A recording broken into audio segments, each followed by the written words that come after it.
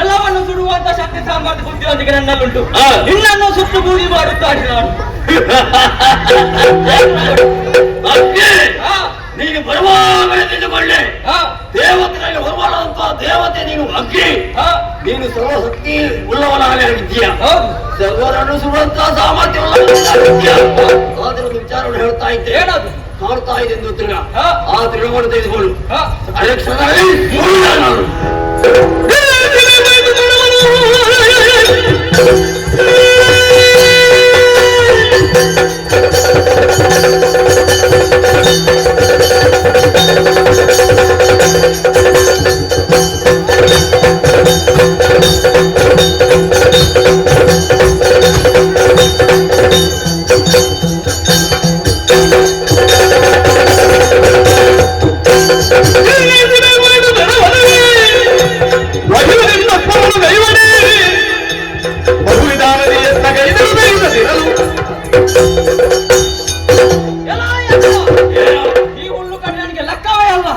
ಇದನ್ನು ನಾನು ಅರಕ್ಷಣದಲ್ಲಿ ಸುಟ್ಟು ಬೂದಿ ಮಾಡುತ್ತಾನೆ.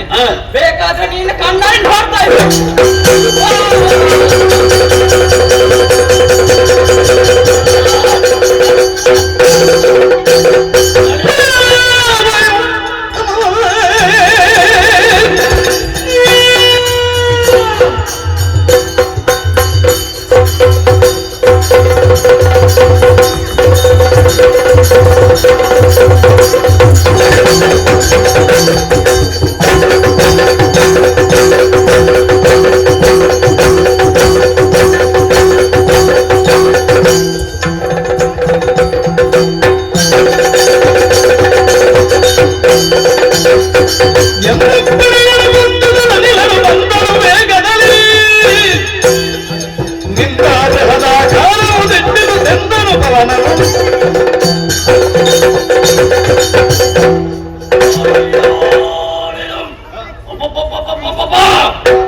ಬರೋರವನ್ನೇ ಕಂಡಾಗ ಆಶ್ಚರ್ಯ ಹೋಗ್ತಾ ಇದೆ.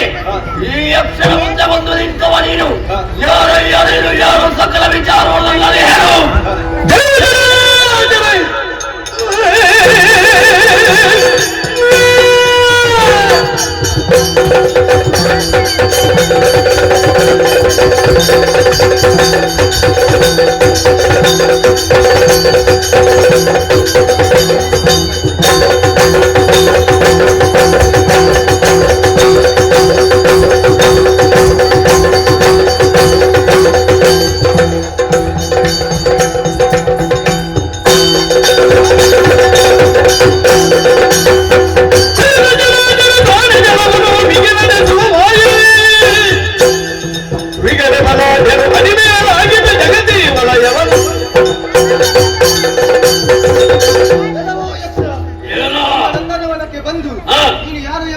ಹೇಳಿದ್ದೀಯಲ್ಲ, ಇನ್ನು ಮುಂದೆ ನಿಂತಿರುವವನು ಸಾಮಾನ್ಯದವನು ಎಂಬುದಾಗಿ ಭಾವಿಸಬೇಡ. ಯಾರು? ಬಂದವನು ವಾಯು. ಈ ವಾಯುವಿನ ಶಕ್ತಿ ಏನೆಂಬುದಂದ್ರೆ ನೀವೀಗ ಉಸಿರಾಡ್ತಾ ಇದೆಯಲ್ಲ, ಅದು ಕೂಡ ನನ್ನಿಂದಲೇ. ಈ ಲೋಕದಲ್ಲಿ ನಾನಿಲ್ಲದಿದ್ದರೆ ಯಾವ ಜೀವಿ ಬದುಕುವುದಕ್ಕೆ ಸಾಧ್ಯವಿಲ್ಲ. ಹಾಗಾಗಿ ನಿನ್ನ ಉದ್ದೇಶ ಏನು ನನ್ನಲ್ಲಿ? ಅಯ್ಯೋ ವಾಯು, ನನ್ನ ಮುಂಭಾಗದಲ್ಲಿ ಮಾತನಾಡ್ತಾ ಇದ್ದೀಯಾ? ಆದರೆ ವಾಯುವಂತ ನೀನು ಯಾವುದನ್ನು ಯಾವ ಸಮಯದಲ್ಲಿ ಬೇಗ ಆರೋಪಿಸುವ ನೀನು ಇದ್ಯಾ? ಎಷ್ಟು ಬೆತ್ತರಕ್ಕೆ ಬೇಕಾ ತೆಗೆದುಕೊಂಡು ಹೋಗ್ತಾ ಇದ್ಯಾ? ನೀನು ಕಾಡ್ತಾ ಇರುವುದು ಹುಡುಗಾಗಿ ಇದು ನಮ್ಮ ಮೇಲೆ ಕಾರಿಸುವರು.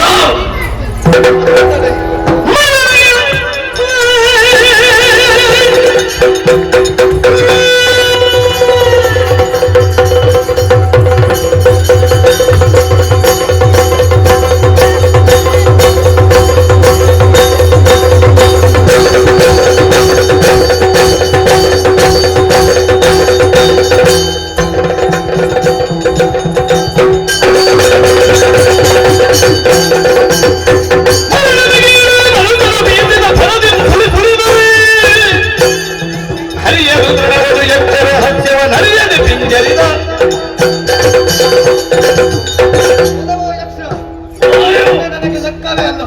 ಇದರ ಜೊತೆ ನಿನ್ನನ್ನು ಕೂಡ ಆರಿಸ್ತೇನೆ.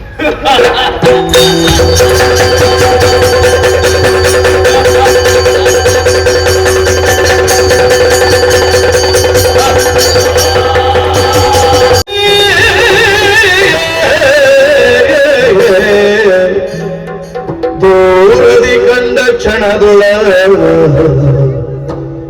ಉರುಬರ ಕೃತಿಯ ಮೈಗರೆಯ ಮೈಗಣ್ಣ ಚಿಂತಿಸಿದಾಗ ಬಳಿಕ ಬೆಳಗಿರುಳಿಂದ ತಾನೈ ತರುತ್ತ ಏನಾಗುತ್ತದೆ ನಮ್ಮಂತಹ ಸ್ವರ್ಗ ಲೋಕದಲ್ಲಿ? ಇಲ್ಲಂತಾದ್ರೆ ನನಗೆ ಧೈರ್ಯದ ಮಾತನ್ನು ಹೇಳಿ ಹೊರಟಂತಹ ಅಗ್ನಿ ಹೋಗಿ ನಿಂತದ್ದೇ ತಡವಂತೆ ದರ್ಭೆಯನ್ನು ಬಿಸಿದು ಪಾಲದ ಅಡಿಯಲ್ಲಿ ಇಟ್ಟು ಇದನ್ನು ಉರಿಸುವಂತ ಹೇಳಿದಾಗ ಅವನಿಗೆ ಉರಿಸುವುದಕ್ಕೆ ಆಗಲಿಲ್ಲ. ಅಂತಹ ಸತ್ತವರಿಗೆ ಒಂದು ಅಗ್ನಿಗೆ ಆ ಕೆಲಸವನ್ನು ಮಾಡುವುದಕ್ಕಾಗಲಿಲ್ಲ ಅಂತ ಆದ್ರೆ ಆಶ್ಚರ್ಯವಲ್ಲದೆ ಮತ್ತೇನು? ವಾಯುವಿನಿಂದ ಹಾರಿಸುವುದಕ್ಕಾಗಲಿಲ್ಲ, ವರುಣನಿಂದ ಒದ್ದೆ ಮಾಡುವುದಕ್ಕಾಗಲಿಲ್ಲ. ಇಂತಹ ಒಂದು ಸಾಧನೆ ಉಳ್ಳಂತಹ ಸಾಮರ್ಥ್ಯವನ್ನು ಹೊಂದಂತಹ ಆ ಒಂದು ದಿವ್ಯಾಕೃತಿ ಯಾವುದನ್ನು ಹಾಗೆ ನೋಡ್ಬೇಕನ್ನುವಂತಹ ಛಲದಿಂದಲೇ ಹೊರಟು ಬಂದಿದ್ದೇನೆ. ನಂದನವನವನ್ನ ಸೇರಿದ್ದೇನೆ. ದಿವ್ಯವಾದಂತಹ ಪ್ರಭೆ, ಕೋಟಿ ಸೂರ್ಯ ಪ್ರಭೆ ಈ ಕಾಲಕ್ಕೆ ನಮ್ಮ ನಂದನವನದಲ್ಲಿ ಗೋಚರಿಸಿದ ಹಾಗುಂಟಲ್ಲ. ಏನೇ ಇರಲಿ ಅದೇ ದಾರಿಯಲ್ಲಿ ಮುಂದುವರಿತಾರೆ.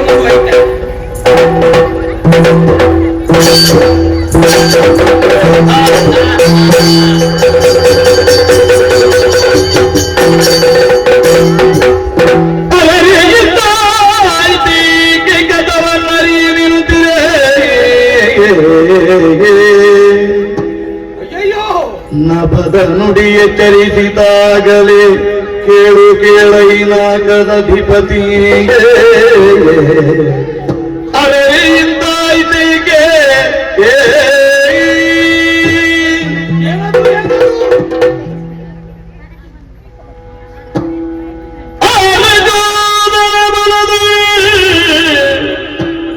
ಅಪರಂಪಾರ ವಿಶ್ವವು ಚಲಿಸುವುದು ಮತ್ತಾರ ಚಾಲನದಿಂದೆ ಸಚರಾಚರಗಳಾಡುವು.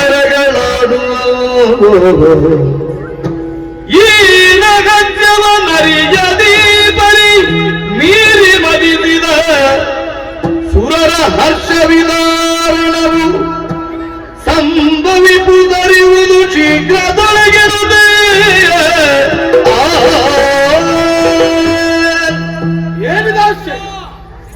ಸರಿಯಾಗಿ ಆಲಿಸು.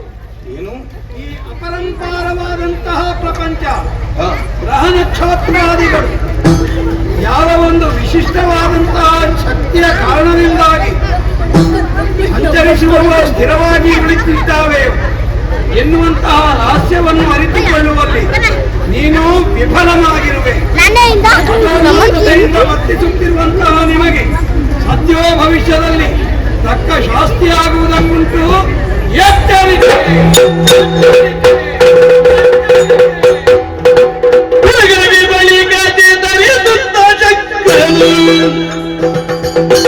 ನೆರೆಯಾಗಿ ಸುತ ಎಂದನು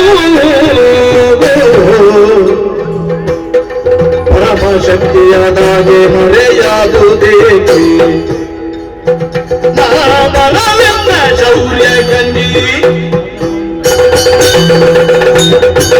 ಏನು ಕಂಡೆ ದಿವ್ಯವಾದಂತಹ ಕ್ರಿಯಾಕೃತಿಯನ್ನು ಕಂಡದ್ದೇ ತಡ. ತಕ್ಷಣದಲ್ಲಿ ತಟಸ್ಥನಾಗಿ ಹೋದೆ. ಆದಿ ಯಾವುದು, ಮಧ್ಯ ಯಾವುದು, ಅಂತ್ಯ ಯಾವುದು, ಇದನ್ನು ಕಂಡುಕೊಳ್ಳುವುದಕ್ಕೆ ಸಾಧ್ಯವಾಗದೆ ಹೋಯ್ತಲ್ಲ ಈ ದೇವೇಂದ್ರನಿಗೆ. ಆ ಕಾಲದಲ್ಲಿ ಅಂಬರವಾಣಿ ಆಯ್ತಲ್ಲ, ಮುಂದಕ್ಕೆ ಕಷ್ಟ ಒದಗಿ ಬರುತ್ತದೆ ಎನ್ನುವ ಹಾಗೆ. ನೋಡಿದ್ದೀರಾ ಇಲ್ಲಿ ನಡೆದಂತಹ ಮತ್ತೊಂದು ವಿಸ್ಮಯ ಯಾವುದು ಅಂತ ಕೇಳಿದ್ರೆ, ಇದು ಒಂದು ಶಕ್ತಿಯೇ ಹೌದು ಅಂತಾದ್ರೆ, ಪರೋಕ್ಷವಾಗಿ ಆಲೋಚನೆ ಮಾಡುವಂತಾದ್ರೆ ಶಿವಶಕ್ತಿ ಆಗಿರಬಹುದು.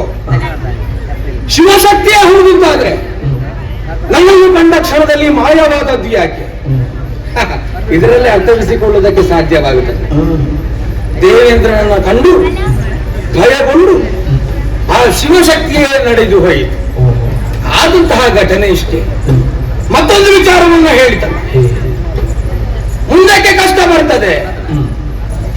ಕಷ್ಟ ಏನು ಇದಕ್ಕಿಂತ ಮೊದಲು ಬರ್ಲಿಲ್ವೋ? ಅದರಿಂದ ನಾವು ಪಾರಾಗ್ಲಿಲ್ವೋ? ಯಾವ ಕಷ್ಟ? ಎಲ್ಲವೂ ತೃಣ ಸಮಾನವಾದಂತಹ ಕಷ್ಟವೇ. ಮನ್ವಂತರ ಅಧಿಕಾರಿ ನಾನು ಎಂದಾದ ಬಳಿಕ ಎಂತಹ ಕಷ್ಟ ಬಂದರೂ ಕೂಡ ಸಹಿಸಿಕೊಂಡು ಎದೆಗಟ್ಟು ನಿಲ್ಲುವಂತಹ ಸಾಮರ್ಥ್ಯವನ್ನು ಹೊಂದಿದವ ನಾನು. ಒಂದು ವೇಳೆ ಕಷ್ಟ ಬಂತು ಅಂತ ಇಟ್ಕೊಳ್ಳಿ, ಇದೆಂತದಕ್ಕೆ ವಜ್ರಾಯುಧ ಬಂದವರ ತಲೆಗೆ ಒಂದು ಕೊಟ್ಟರೆ ಆಯ್ತು, ಹೇಳ ಹೆಸರಿಲ್ಲದ ಹಾಗೆ ನಾಶವಾಗಿ ಹೋಗುತ್ತಾರೆ.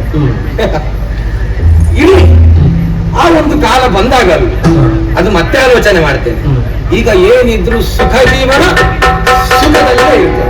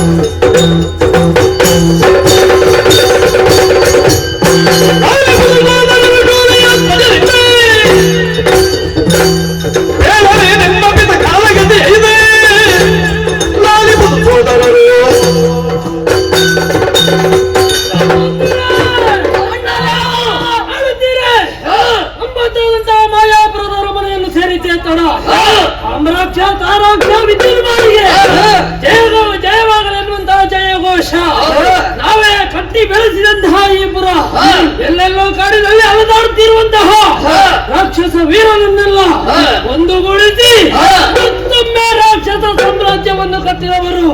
ಒಂದು ಕಾಲದಲ್ಲಿ ನಮ್ಮಪ್ಪನಾದಂತಹ ತಾರಕಾಸುರ ಮೆರೆದದ್ದು ಏನು? ಎಲ್ಲ ದೈತ್ಯ ಸಂಕಲವೇ ಅವರ ಕೈ ಕೆಳಗೆ ಇತ್ತು. ಅವರನ್ನು ಮೋಸದಿಂದ ಕೊಂದರಲ್ವೇ? ಹಾಗಿದ್ರೆ ಕೊಂದದ್ದು ಯಾರು?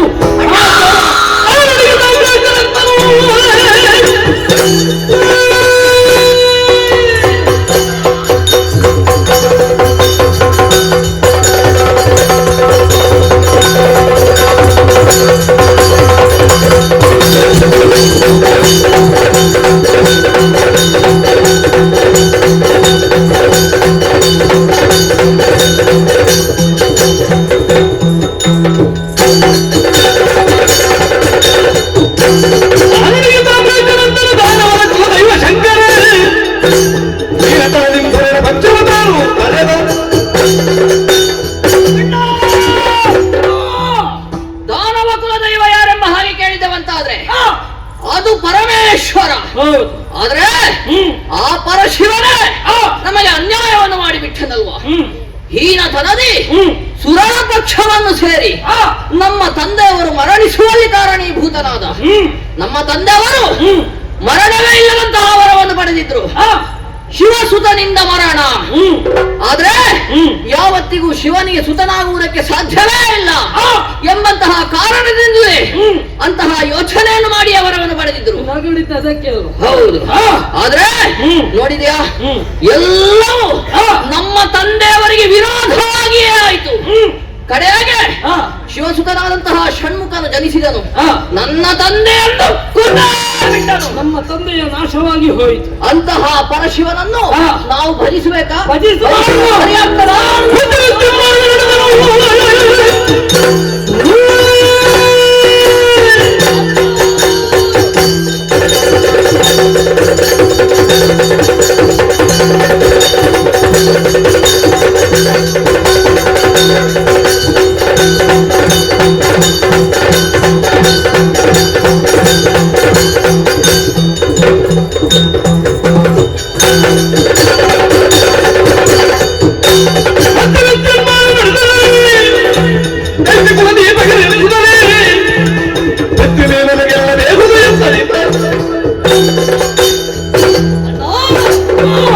ತಂದೆಯವರು ಅದು ಕುಳಿತಂತಹ ಸಂದರ್ಭದಲ್ಲಿ ಏನೆಲ್ಲ ಕಷ್ಟವನ್ನು ಅನುಭವಿಸಿದ್ರು ಕೂಡ ತಾನೇನು ತಾನು ಎಷ್ಟು ಎಂಬುದನ್ನು ಲೋಕಮುಖಕ್ಕೆ ತೋರಿಸಿಕೊಟ್ಟವರಿದ್ದಾರೆ.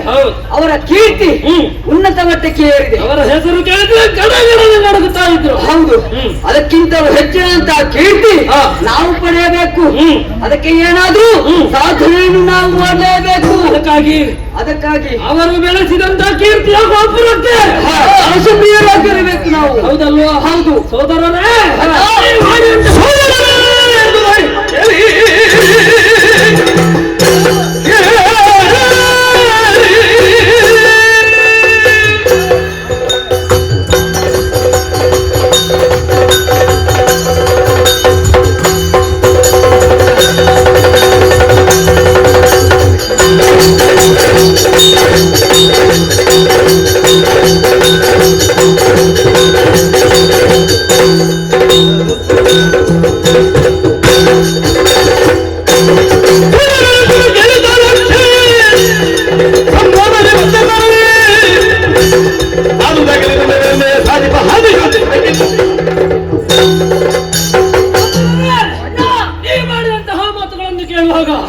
ಮನಸ್ಸಿಗೆ ಸಂತೋಷವಾಯಿತು. ನಾವು ಮೂವರ ಜೊತೆಯಾದೆವ ನಮಗೆ ಸೋಲ ಇಲ್ಲ ಎನ್ನುವುದನ್ನು ಪ್ರಪಂಚ ಮೂರರಲ್ಲಿಯೂ ಕೂಡ ತೋರಿಸಿಕೊಡಬೇಕು. ಹಾಗಂತಹ ಈ ಹಿಂದೆ ನಮ್ಮ ಹಿರಿಯರು ಅದೆಷ್ಟೋ ಸಾಧಕರು ಇದ್ರು. ಆದ್ರೆ ಯಾರಾದ್ರೂ ಶಾಶ್ವತವಾಗಿ ಉಳಿದಿದ್ದಾರ? ಇಲ್ಲ. ಹಾಗಿದ್ರೆ ಎಲ್ಲವೂ ಕಪಟ, ಎಲ್ಲವೂ ಮೋಸ. ಹಾಗಿದ್ರೆ ಹಿರಿಯರು ಹೋದ ಹಾಗೆ ನಾವು ಹೋಗುವುದಲ್ಲ, ನಾವು ಕೂಡ ಯೋಚನೆ ಮಾಡಬೇಕಾಗುತ್ತದೆ. ದೂರ್ವಾಸ ಮುನಿಗಳ ಶಾಪದಿಂದವಾಗಿ ಸಮುದ್ರ ಸೇರಿದಂತೆ ಸ್ವರ್ಗದ ಸ್ವಸ್ತುಗಳು ಪುನರಪಿ ಬಡಿಯುವುದಕ್ಕೆ ಸಮುದ್ರ ಮಥನವನ್ನು ಕೈದರಂತೆ. ಆ ಸಂದರ್ಭದಲ್ಲಿ ಅಸುರರಿಗೆ ಮೋಸವಾಗಿದೆ. 33 ಕೋಟಿ ದೇವತೆಗಳು 66 ಕೋಟಿ ದಾನವ ವೀರರು ಸಮುದ್ರವನ್ನು ಮತ್ತಿಸಿದ್ರಂತೆ. ಆ ಸಂದರ್ಭದಲ್ಲಿ ಬಂದಂತಹ ಅಮೃತ ವಿಶೇಷವಾದಂತಹ ಪ್ರಾಯ ದೇವತೆಗಳಿಗೆ ಮಾತ್ರವಾಯಿತಂತೆ, ನಮ್ಮವರಿಗೆ ಮೋಸವಾಯಿತಂತೆ. ಹಾಗಿದ್ರೆ ನಮಗೆ ಮೋಸವಾದದ್ದು.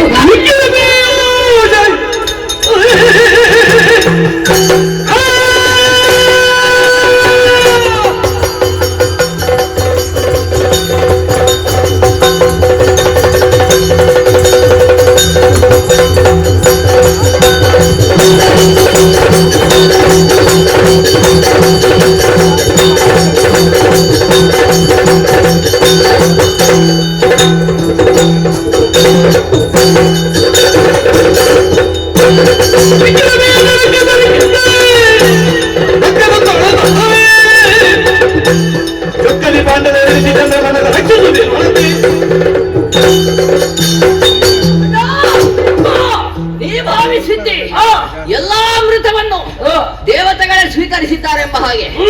ಆದ್ರೆ ನಾ ಕೇಳಿದಂತಹ ವರ್ತಮಾನವೇ ಬೇರೆ ಬೇರೆ ಉಂಟ. ಹೌದಣ್ಣ. ಏನು ಮಿಕ್ಕ ಪೀಯೂಷ ಬೇಕಾದ್ರೂ ಉಳಿದಿದೆ ಅಣ್ಣ. ಹಾಗಾಗಿ ಆ ಅಮೃತವು ಎಲ್ಲಿ ಹೋಗಿದೆ ಎಂಬ ಹಾಗೆ ಈಗಾಗಲೇ ಕೇಳ್ಪಟ್ಟಿದ್ದೇನೆ ಅಣ್ಣ. ಅದು ಇರುವುದು ಬೇರೆ ಎಲ್ಲೂ ಅಲ್ಲ, ಚಂದ್ರನಲ್ಲಿದೆ. ಚಂದ್ರನಲ್ಲಿದೆ. ಹೌದು, ಅವನೇ ಬಾಂಡದಲ್ಲಿ ತೆಗೆದಿರಿಸಿದ್ದಾನಂತೆ. ಆ ಚಂದ್ರನಲ್ಲಿಗೆ ಹೋಗಿ ಆ ಮಿಕ್ಕ ಪೀಯೂಷವನ್ನು ನಾವು ಕೇಳಿದ್ದೇವೆ.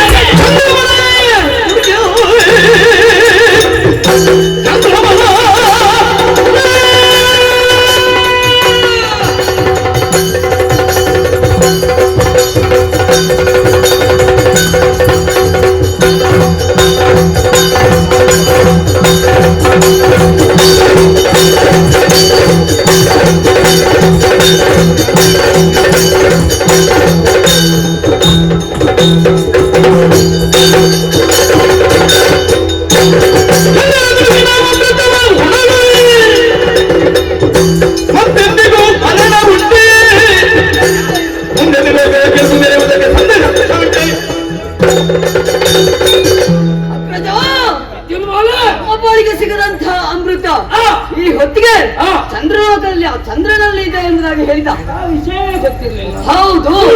ಹಾಗಿರುವಾಗ ಅಂಥ ಅಮೃತವನ್ನು ನಾವು ಪಡೆಯಲೇಬೇಕು. ಒಂದು ವೇಳೆ ಪಡೆಯುವುದಂತಾದ್ರೆ ನಮ್ಮ ಪಾಡಿಗೆ ಮರಣವೇ ಇಲ್ಲ. ಹಾಗಿರುವಾಗ ಒಂದು ಲೋಕವನ್ನು ಜಯಿಸಬಹುದನ್ನ ನಾವು. ಹೌದಲ್ವಾ?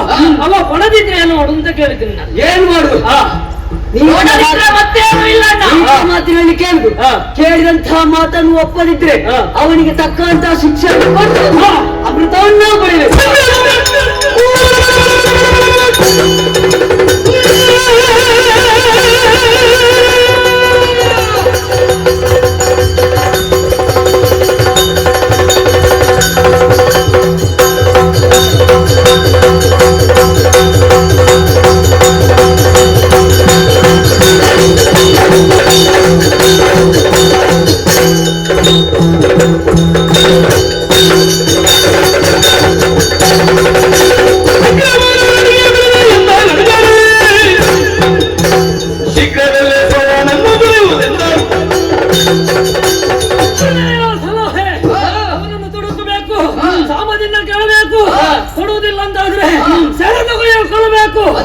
ನಾವೇನೆಂಬುದು ತೋರಿಸಬೇಕು. ಪ್ರಪಂಚವೇ ನಮ್ಮತ್ತ ತಿರುಗಿ ನೋಡಬೇಕು.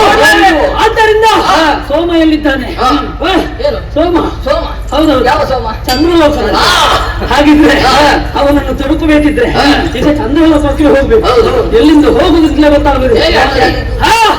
ಸಂಕಲ್ಪ ಮಾಡಿದ್ರೆ ಚಂದ್ರಲೋಕವನ್ನು ಸೇರಬಹುದು. ಆದ್ದರಿಂದ ಇದು ಅಲ್ವ ಶುಭ ಮುಹೂರ್ತ.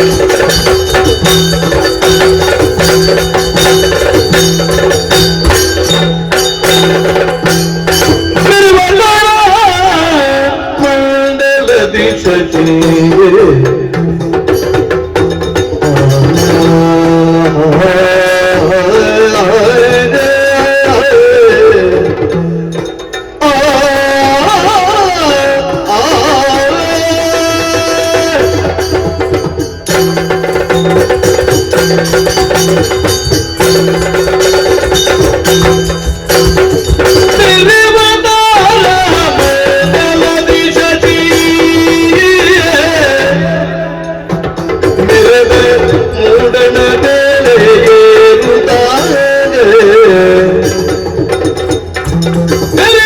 ಮೂಡಣ ಬೇಳೆ ಇರುತ್ತ ಬರುತ್ತಿರಲು ಇವರಸ್ಮಿಗೆನುತ ಬರೆಗೆ ಜೋತೆ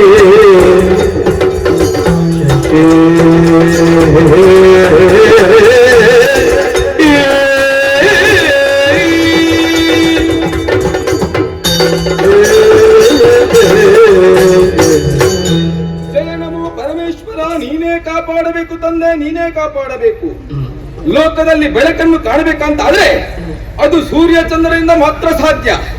ಸೂರ್ಯ ಶಾಖವನ್ನು ಕೊಟ್ಟಂತಾದ್ರೆ ಚಂದ್ರನಾದಂತ ನಾನು ತಂಪನ್ನೇ ಕೊಡುತ್ತಾ ಬಂದವನು. ನನ್ನನ್ನು ಲೋಕದಲ್ಲಿ ಎಲ್ಲರೂ ಕೊಂಡಾಡ್ತಾ ಇದ್ದಾರೆ ಓಷಾಧೀಶ ಎಂಬುದಾಗಿ. ಯಾಕೆ? ಔಷಧಿಯ ಗುಣವನ್ನು ಹೊಂದಿಕೊಂಡವನು ನಾನು. ಆದ ಕಾರಣ ಎಲ್ಲರೂ ನನ್ನನ್ನು ಕೊಂಡಾಡುತ್ತಾ ಇದ್ದಾರೆ. ಅತ್ರಿ ಮುನಿಯ ಮಗನಾಗಿ ಹುಟ್ಟಿಕೊಂಡವರು ನಾನು. ಆದರೆ ಏನು ಮಾಡುವುದು? ಲೋಕದ ಸಮಾಚಾರವನ್ನು ವೀಕ್ಷಣೆ ಮಾಡಿದರೆ ಎಲ್ಲರೂ ಕ್ಷೇಮದಿಂದ ಇದ್ದಾರೆ. ಎಂದಿನಂತೆ ಎಂದೂ ಕೂಡ ಪ್ರವೇಶವನ್ನು ಮಾಡಿದ್ದೇನೆ. ನೋಡಬಾರದೆ ನಮ್ಮದಂತಹ ಈ ಚಂದ್ರಲೋಕ ಎಲ್ಲರೂ ನಗು ನಗುತ್ತಲೇ ಇದ್ದಾರೆ. ಆದರೆ ಇಂದು ಹಾಗಲ್ಲ, ಏನೋ ಒಂದು ವಿಚಿತ್ರವನ್ನು ಕಾಣುತ್ತಾ ಇದ್ದೇನೆ.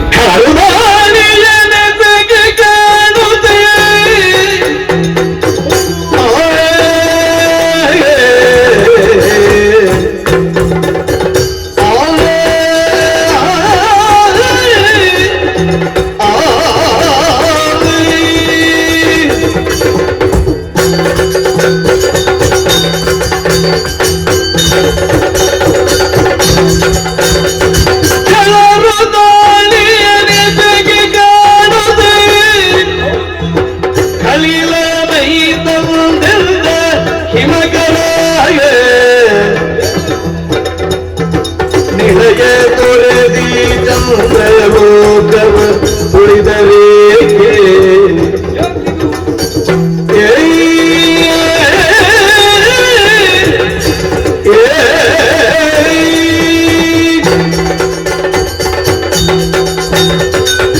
ಎಂದಿನಂತೆ ಇರಬೇಕಾದಂತಹ ಈ ಚಂದ್ರಲೋಕ ಇನ್ನು ಏನೋ ವಿಚಿತ್ರವಾಗಿ ಕಾಣುತ್ತಾ ಇದೆ.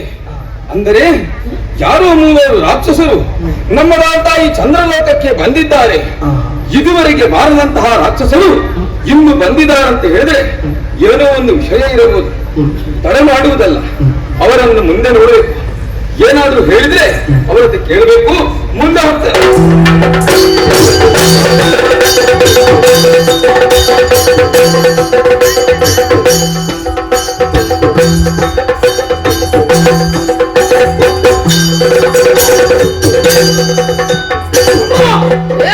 ಹೊರಡುವಾಗ ಬಿಸಿ ಬಿಸಿ ಬಿಸಿ, ಹೌದು. ಈಗ ತಂಪು ತಂಪು ತಂಪು ತಂಪು. ಹೌದಲ್ವಾ? ಆದ್ರೆ ಹಾ. ತಂಪಾದ ಪ್ರದೇಶಕ್ಕೇನೋ ಬಂದೇವೆ. ಹೌದು ಆದ್ರೆ ಈ ಚಂದ್ರ ಎಲ್ಲಿ ಹೋದ ಅಂತ ಇಲ್ಲ ಅದು. ಹೌದಲ್ವಾ? ಏನು ಅವನದ್ದು ಇವತ್ತು ಇಲ್ಲಿ ತಿರುಗಾಟ ಇಲ್ವೋ, ಬೇರೆ ಕಡೆ ಹೋಗಿದ್ದಾನೆ? ಚಂದ್ರ ಇಲ್ಲೇ ಇರಬೇಕು, ಹಾಗೆ ತಂಪು. ಹಾಗೆ ಹಾ. ಚಂದ್ರ ಇದ್ದ ಕಾರಣ ತಂಪು. ಹೌದಾ? ನೋಡೋಣ ನೋಡುವ. ಯಾರಯ್ಯ ನೀವು? ನಿಮ್ಮನ್ನು ಕಾಣುವಾಗ ಏನು ಕಾಣ್ತದೆ? ಇದುವರೆಗೆ ಈ ಸೋಮಲೋಕಕ್ಕೆ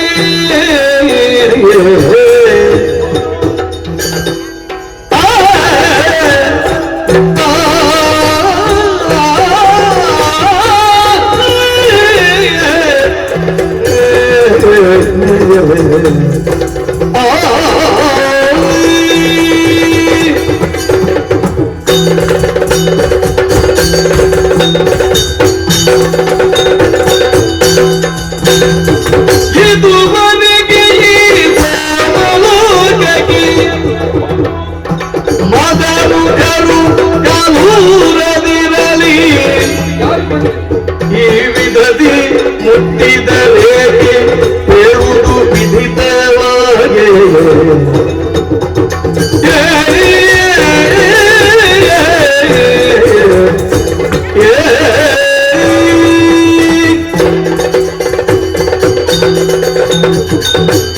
ಅಯ್ಯ, ನಿಮ್ಮನ್ನು ಕಾಣುವಾಗ ಯಾಕೋ ಏನೋ ವಿಚಿತ್ರವೇ ಕಾಣುತ್ತಾ ಇದೆ. ನಮ್ಮನ್ನು ಕಾಣುವಾಗ ಹೌದು, ಯಾಕೆ ವಿಚಿತ್ರ? ಅವನೇ ಹೆಚ್ಚು, ಅವನಿಗಿಂತ ಇವನು ಹೆಚ್ಚು, ಯಾವ್ದ್ರಲ್ಲಿ? ಇವನಿಗಿಂತ 3 ಪಟ್ಟು ನೀನು ಹೆಚ್ಚು. ಯಾವ್ದ್ರಲ್ಲಿ ಅಂತ ಆಗ್ಬೇಕು? ಅಲ್ಲ, ನೋಡುವುದಕ್ಕೆ. ನೋಡುವುದಕ್ಕೆ ಹೌದು. ಏನು ವ್ಯತ್ಯಾಸ ಕಂಡೆ ನೀನು? ಹ? ಏನು ವ್ಯತ್ಯಾಸ ಏನೋ ಒಂದು ವ್ಯತ್ಯಾಸ ಕಾಣ್ತಾ ಅಣ್ಣ ಇದೆ. ತಮ್ಮಂದಿರು ನಾವು ಹೋಲಿಕೆ ಇರಲೇಬೇಕು. ನಮ್ಮದಾದ ಈ ಚಂದ್ರಲೋಕಕ್ಕೆ ನಮ್ಮದಾದ ಈ ಚಂದ್ರಲೋಕಕ್ಕೆ ಇದುವರೆಗೆ ನಾನು ನಿಮ್ಮನ್ನು ಕಂಡವರಲ್ಲ. ನಾವು ಚಂದ್ರನನ್ನು ಕಾಣುವುದಕ್ಕಾಗಿ ಬಂದವ. ಆಹಾ. ನೀವು ಚಂದ್ರನನ್ನು ಕಾಣುವುದಕ್ಕಾಗಿ ಬಂದ. ನಾನು ಚಂದ್ರ. ನೀನೇ ಹೌದು. ಚಂದ್ರ. ಏನ್? ಅಲ್ಲ, ನಿಮ್ಮ ಮುಖದ ವರ್ಚಸ್ಸು ತೇಜಸ್ಸು ಎಲ್ಲ ಕಾಣುವಾಗ ಮದಮುಖರಂತೆ ಕಾಣುತ್ತಾ ಇದೆ.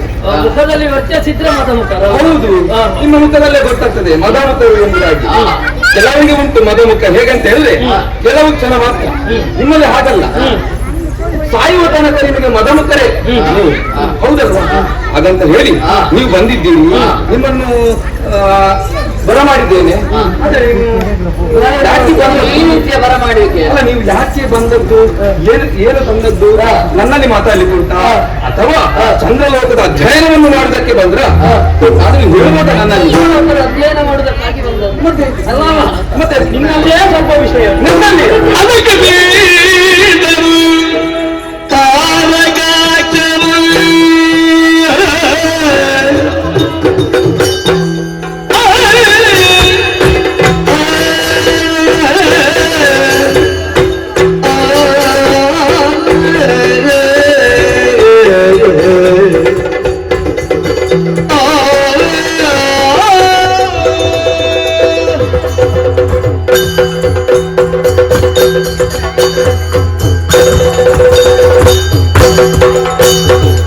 ಅದಕ್ಕೆ ಬೀದರು ತಾರಕಾಚರು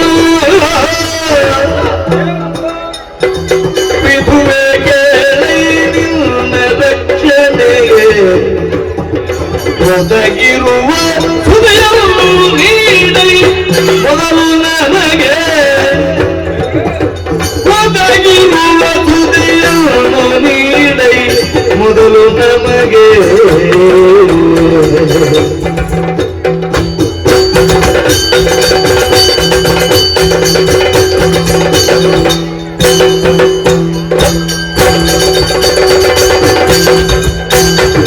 ಒದಗಿರುವುದನ್ನು ನೀಡೈ ಮೊದಲು ನಮಗೆ,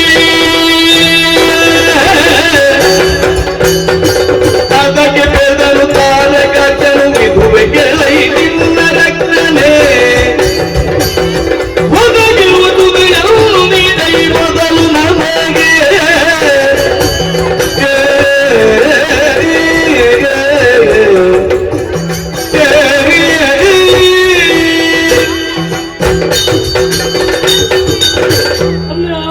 ಏನು? ಭೂಲೋಕದಿಂದ ಬಂದವರು ನಾವು. ಹಾ. ಮಾಯಾಪುರ ಎನ್ನುವಂತಹ ವಿಶಿಷ್ಟವಾದಂತಹ ನಗರವನ್ನು ಕಟ್ಟಿ ಬೆಳೆಸಿದವರು ನಾವು. ಓಹೋ. ತಾರಾಕ್ಷ ಅಂದ್ರೆ ನಾನೇ, ಹಾ.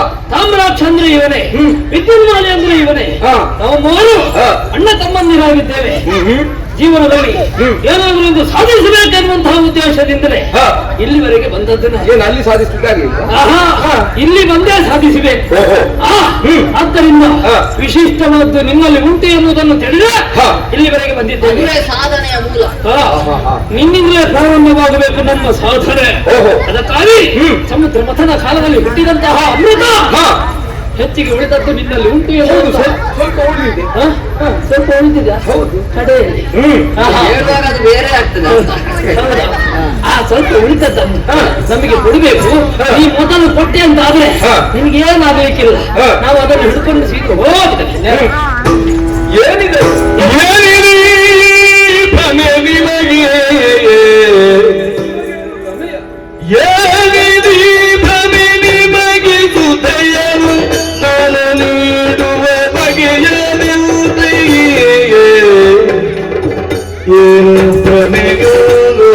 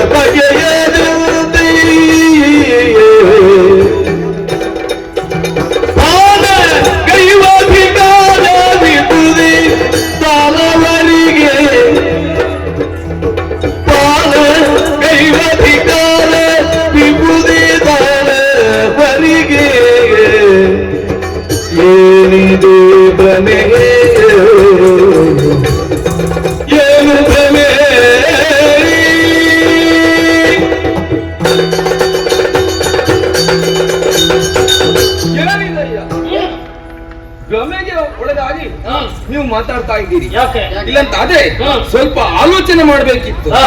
ಏನು ಮಾತಾಡ್ತಾ ಇದ್ದೇನೆ, ಏನು ಕೇಳ್ತಾ ಇದ್ದೇನೆ ಎಂಬುದಾಗಿ ಅದನ್ನೆಲ್ಲವನ್ನು ಬಿಟ್ಟು ಏನೋ ಒಂದು ಭ್ರಮೆಯಲ್ಲಿದ್ದಾಗೆ ನನ್ನಲ್ಲಿ ಬಂದು ಏನು ನೀವು ಅಮೃತವನ್ನು ಕೊಡಬೇಕು ಎಂಬುದಾಗಿ.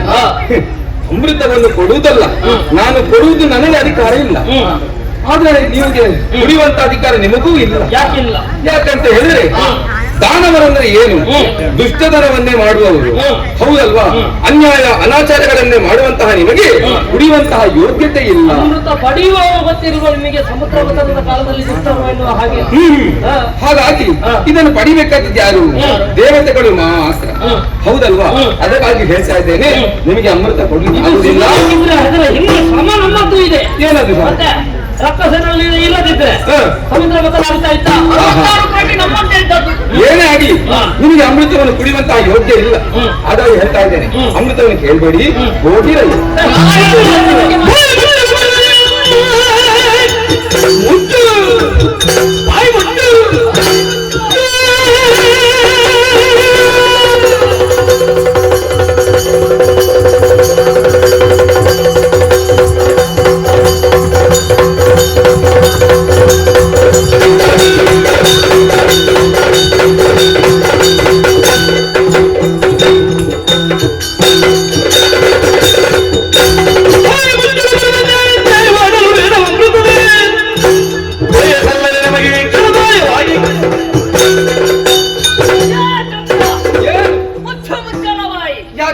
ಯಾಕಿಂತಹ ಮಾತನಾಡ್ತಾ ಇದ್ದಿ?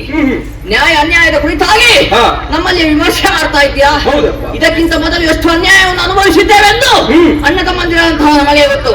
ಹಾಗಾಗಿ ಅಂತಹ ನ್ಯಾಯವಾದದ್ದು ಅನ್ಯಾಯವಾದದ್ದು ಮಾತುಗಳನ್ನು ಈಗ ನಮ್ಮಿದಿರಾಗಿ ಮಾತನಾಡದೆ ಆದಷ್ಟು ಬೇಗವಾಗಿ ಆ ಪೇಯವನ್ನು ಕೊಟ್ಟರೆ ನಿಮಗೆ ಒಳಿತು. ಇಲ್ಲದಿದ್ದರೆ ಸೇರಿದುಕೊಂಡೆವು.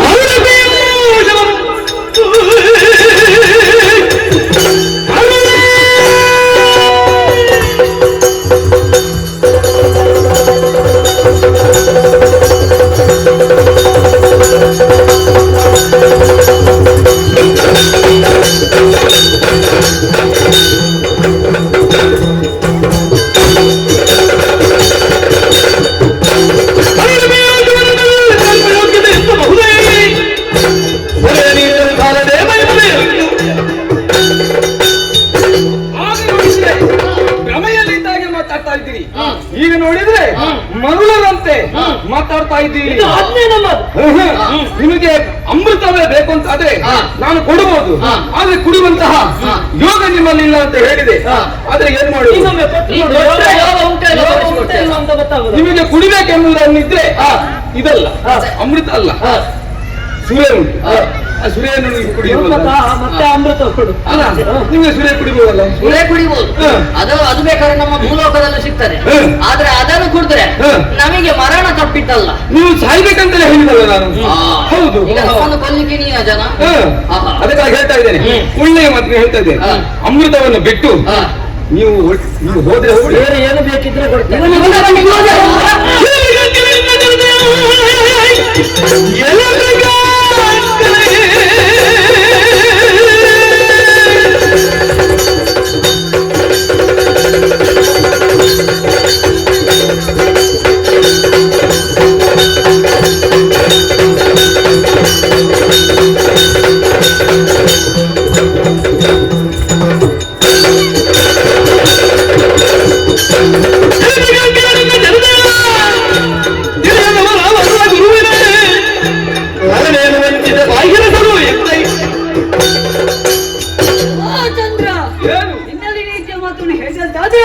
ನಮ್ಮ ಪಾಲಿಗೆ ಇವ ನೀತಿ ಮಾತನ್ನು ಇವ ನಮಗೆ ಹೇಳುದು.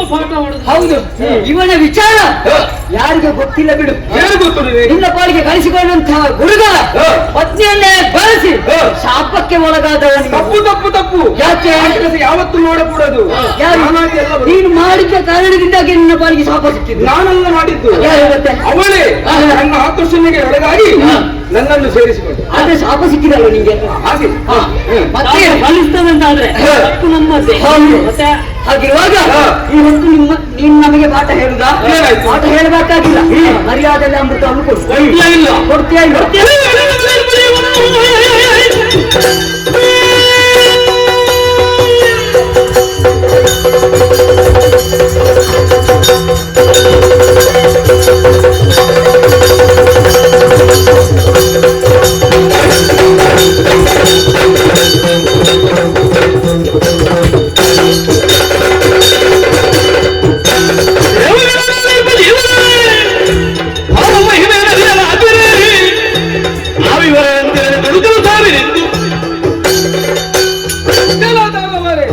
ದೇವತೆಗಳ ನೀತಿಯನ್ನು ನೀವು ಹೇಳುವುದಕ್ಕೆ ಸಾಧ್ಯವೇ ಇಲ್ಲ.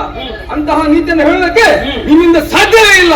ಒಳ್ಳೆಯ ಮಾತಿನಲ್ಲಿ ಹೇಳ್ತಾ ಇದ್ದೇನೆ, ಅಮೃತವನ್ನು ಬಿಟ್ಟು ಕೇಳಿದರೆ ನಾನು ಕೊಡುವುದಿಲ್ಲ.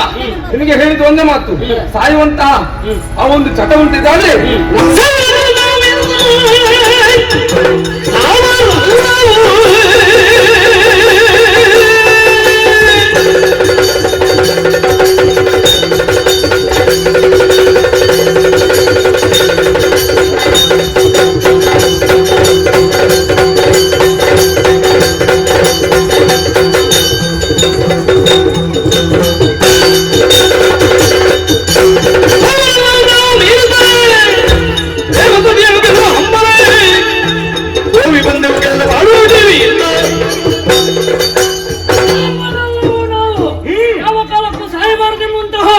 ಉದ್ದೇಶದಿಂದ ಬಂದಿದ್ದೇವೆ. ದೇವತೆಗಳಿಗೆ ಸರಿಯಾದಂತಹ ಪಾಠವನ್ನು ಕಲಿಸದಕ್ಕಾಗಿ ಬಂದವರಿದ್ದೇವೆ. ಕೊಡ್ತೀಯ ಇಲ್ಲೋ ಅಮೃತ? ನಿಮ್ಮ ಸಾವು ನನ್ನಿಂದಲೇ ಎಂಬುದನ್ನು ನಿಶ್ಚಯಿಸಿದ್ದೇನೆ. ನೀನು ಕೊಡುದಿಲ್ಲ.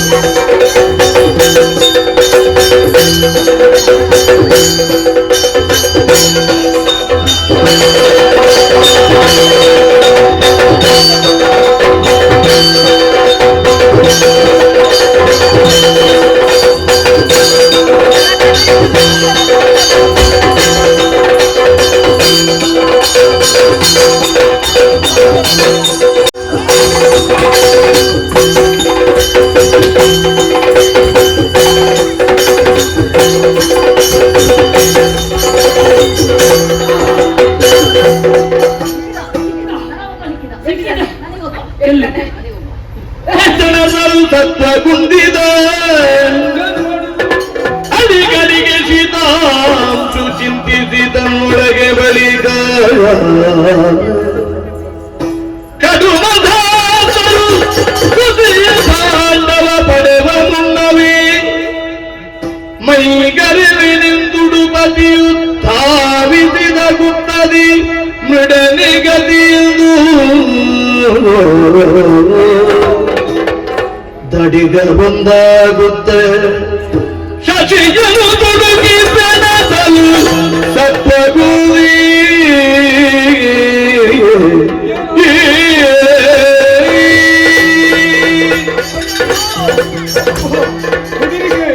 ಆ ರಾಕ್ಷಸರು ನನ್ನನ್ನೇ ಬಿಡುವುದಿಲ್ಲ, ನನ್ನನ್ನೇ ಓಡಿಸಿಕೊಂಡು ಬರ್ತಾ ಇದ್ದಾರೆ. ಹಾಗಾದ್ರೆ ಅಮೃತವನ್ನು ಕುಡಿಬೇಕು ಎಂಬ ಛಲದಿಂದ ನನ್ನನ್ನು ಓಡಿಸಿಕೊಂಡು ಬರ್ತಾ ಇದ್ದಾರೆ. ನಾನು ಏನು ಮಾಡಲಿ? ಅಮೃತವನ್ನು ಯಾರು ನನ್ನಲ್ಲಿ ಕೊಟ್ಟರು? ಮೂರ್ತಿಗಳಾದಂತಹ ಪರಮೇಶ್ವರನಲ್ಲಿದ್ದಾರೆ.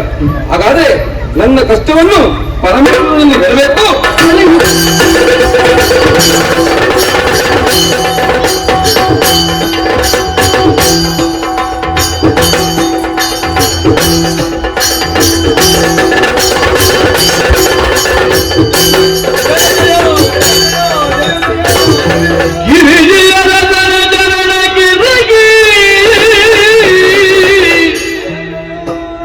ನುತಿಸುತ ನಿಶಾಕರನಿಂದ ತನ್ನ ಪರಿಭವವಾಗ ಒರೆಯಲೇ ನಂಬರದಿ ತಿರುಗಲೆಡೆಯಿಲ್ಲ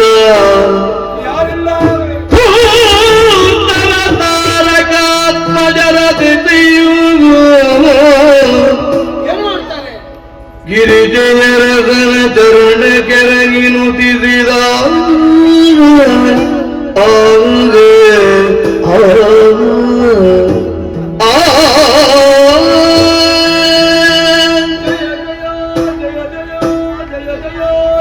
ಉಂಟು ನನ್ನನ್ನು ರಕ್ಷಿಸಬೇಕು ನೀನು. ಚಂದ್ರಮ ದೇವರೇ, ಏನಯ್ಯ ಇದು? ಯಾಕಾಗಿ ಈ ರೀತಿ ಗೋಳಗುಟ್ಟುತ್ತಾ ಇದ್ದಿ? ದೇವರೇ, ಏನು ಮಾಡ್ಲಿ, ಇನ್ನು ನಾನು ಚಂದ್ರಲೋಕದಲ್ಲಿ ಇರುವುದಕ್ಕೆ ಯೋಗ್ಯನಲ್ಲ. ಅಂದ್ರೆ ದಾನವರು ನಮ್ಮ ಚಂದ್ರಲೋಕಕ್ಕೆ ದಾಳಿಯನ್ನು ಮಾಡಿದ್ದಾರೆ. ಯಾರು ಅವರು? ದಾನವರು ತಾರಕಾಸುರನ ಮಕ್ಕಳಕ್ಕೆ.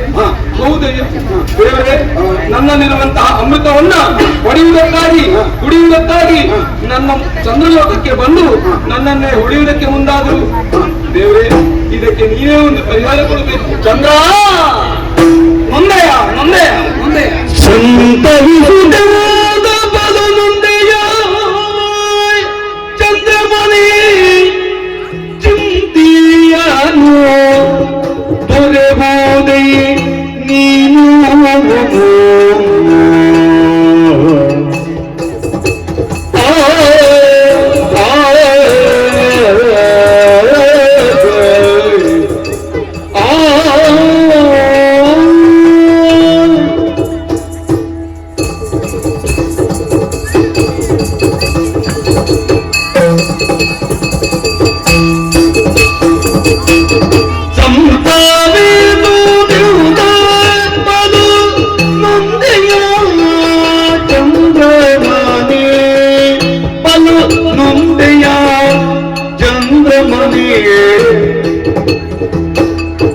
ಚಿಂತೆಯನು ತೊರೆಬೋದೆ ನೀನು, ಚಿಂತೆಯನು ತೊರೆದುವೆ ನೀನು. ಬಲು ಮುಂದೆಯ ಚಂದ್ರಮಣಿ ಚಿಂತೆಯನು ತೊರೆವುದೇ ನಿನ್ನುಳಿಗ ಕಲಚದುಳಗಿನ್ನುಳಿದ ಸುದೆಯನ್ನು, ನಿನ್ನುಳಿಗ ಕಲಚದುಳಗಿನ್ನುಳಿದ ಸುದೆಯನ್ನು ನಿನ್ನೊಳಗೆ ಲೀನಗೊಳಿಸುವುದು ಮುಂದೆಯ ಚಂದ್ರಮಣಿ.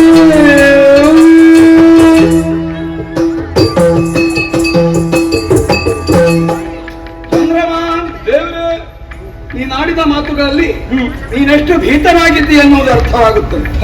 ಹೌದಪ್ಪ, ಲೋಕದ ರೈತಿಗೋಸ್ಕರವಾಗಿ ಆ ಅಮೃತವನ್ನು ನಿನ್ನಲ್ಲಿ ನಾವು ಕೊಟ್ಟದ್ದು. ಯಾಕೆ?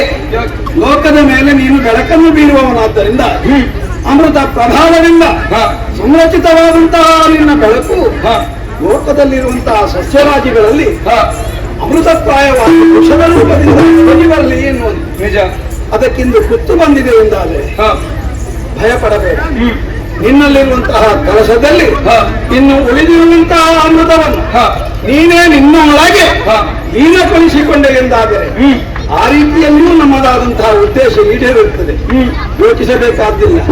ಆ ರಕ್ಕಸರಿಗೆ ಮತ್ತೆ ಉಳಿಯುವುದು ಹೇಗೆ ಎನ್ನುವ ಭಯವಿರುವುದಾದರೆ ನಿನಗೊಂದು ಸುಸ್ಥಾನವನ್ನು ನಾನು ಸೂಚಿಸುತ್ತೇನೆ. ಹೇಗೆ ನಿನ್ನನ್ನು ನಾನು ನನ್ನ ತಲೆಯಲ್ಲಿ ಸೂಡಿಕೊಳ್ಳುವುದರ ಮುಂದೆ ನಾನು ಚಂದ್ರಶೇಖರನಾಗ್ತೇನೆ. ನಿನಗೂ ಒಂದು ಸುಭದ್ರವಾದಂತಹ ಸ್ಥಾನವೂ ಒದಗುತ್ತದೆ. ಭಯಬೇಡ, ಬಾ ಹೇಳಿಕೋ.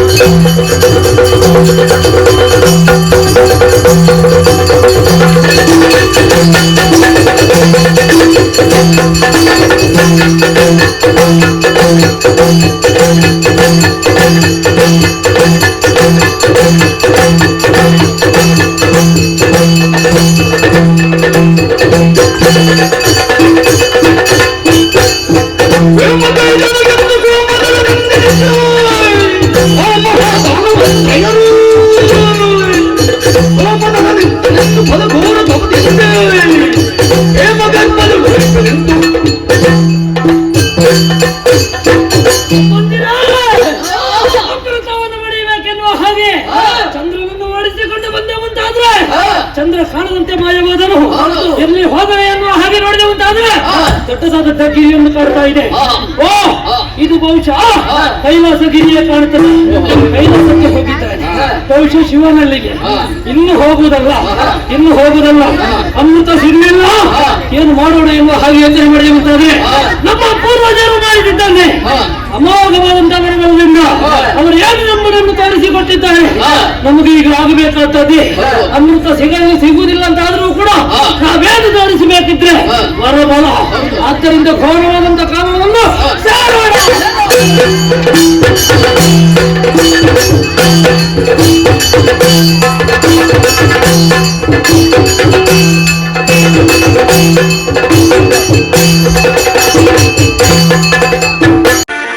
ನಮ್ಮ ಈ ಚಾನಲನ್ನು ಸಬ್ಸ್ಕ್ರೈಬ್ ಮಾಡದೇ ಇದ್ದವರು ಆದಷ್ಟು ಬೇಗನೆ ಸಬ್ಸ್ಕ್ರೈಬ್ ಮಾಡಿ ನಮ್ಮನ್ನು ಪ್ರೋತ್ಸಾಹಿಸಿ.